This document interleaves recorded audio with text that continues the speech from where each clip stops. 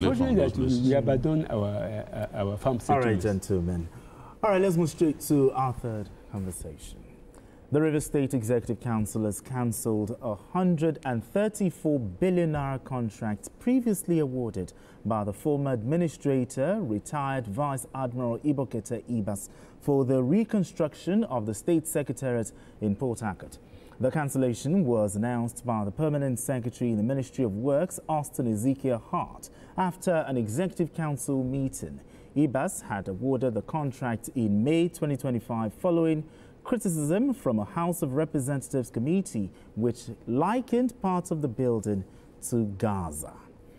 Okay, BK, this isn't just about money, it's about accountability, governance and the rule of law. But talk to me, what specific reason did the Rivers State Executive Council give for cancelling the 134 billion naira Secretariat contract? Yes, the point that they made was that they didn't follow the normal bidding process, that it was hastily awarded without due process. You know, before Ibas left office,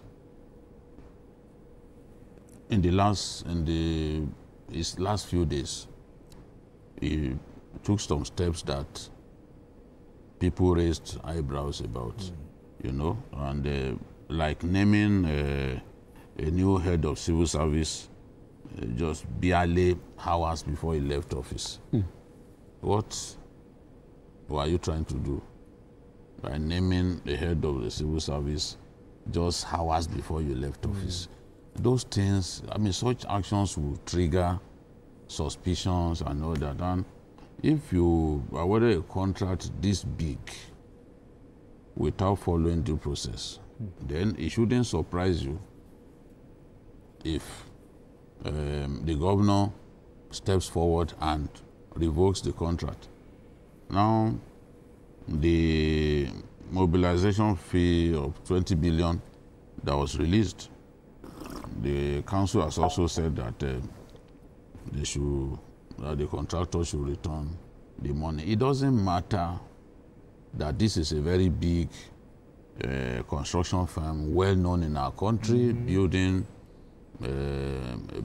giant infrastructure, both at state and federal level, airport in Abuja, a lot of big contract. It's not that the contractor is not competent, no, but it's the manner in which it was awarded. The contract was awarded.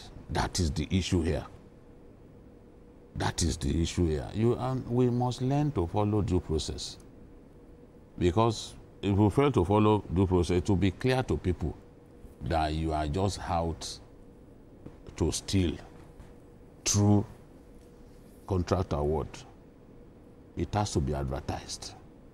The bidding process must be transparent. Let it be advertised. So if I believe that I have capacity to execute such a contract, I should be free. Once you advertise in the national dailies, I should be free to step forward and say, yes, I'm interested, I'll bid for this. That's the way it should be.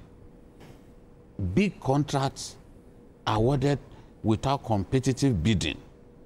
I don't know how anybody can get away with that, except where a decision has been made to do what I would call in your face stealing.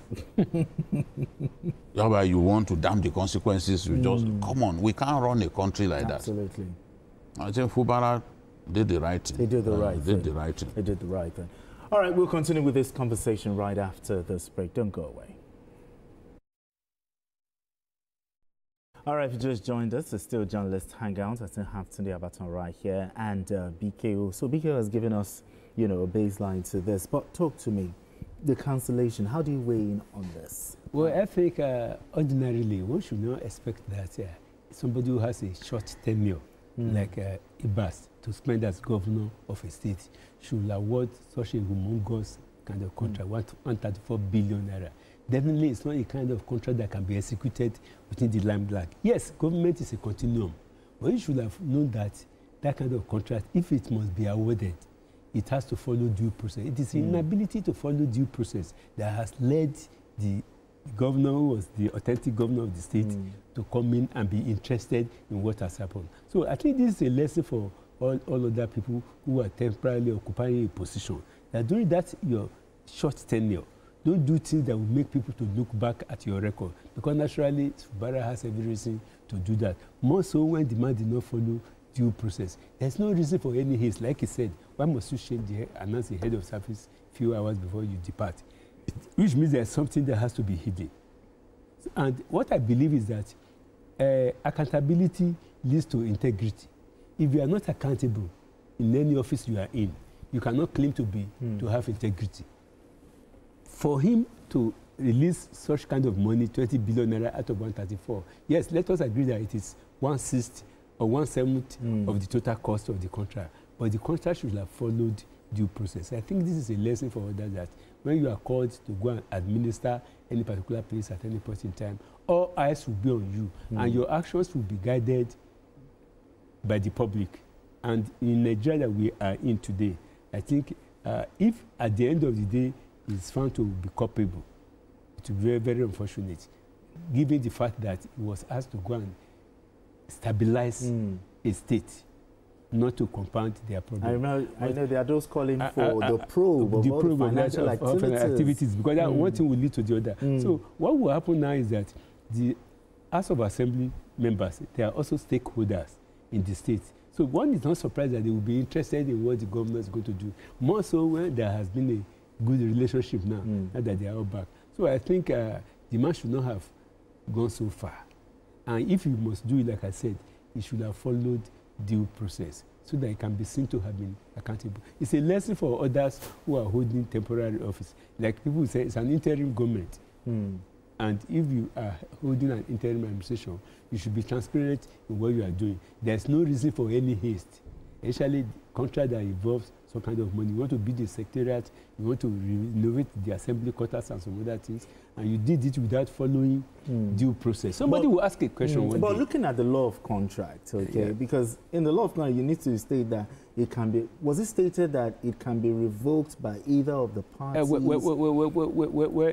That is in a normal situation. Can the state government still get the 20 billion naira? Well, if you cannot get it, because it is a reputable company, yes, if they are yet to commence work physically, I think the money can still come out. They may not have used it now. They may not have used that money, that particular money within the short time that the contract was awarded and the end of the tenure of the administrator. So I think if there is nothing fishy, the money can still come out. And mind you, it may not necessarily be that the governor has the intention of revoking. They can still give back to CCEC if they discover that. If they win the bidding process, the fresh bidding process that will now go through all the former stages. It is not in the interest of the state to drag back the contract, but it is in the interest of transparency and honesty, accountability, to make sure that things are done properly.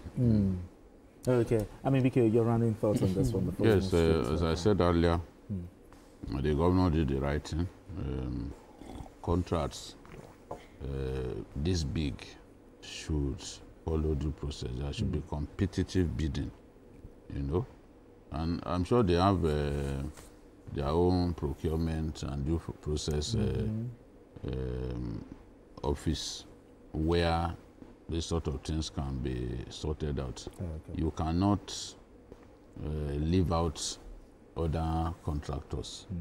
Make the process transparent, make it competitive, make the bidding competitive, and at the end of the day, everyone will see that to follow the law.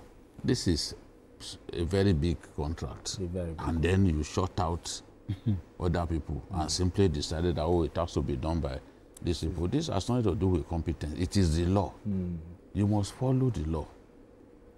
The procurement law, the laws governing contract matters. You must follow it. Absolutely. All right, gentlemen, let's move straight to our next conversation.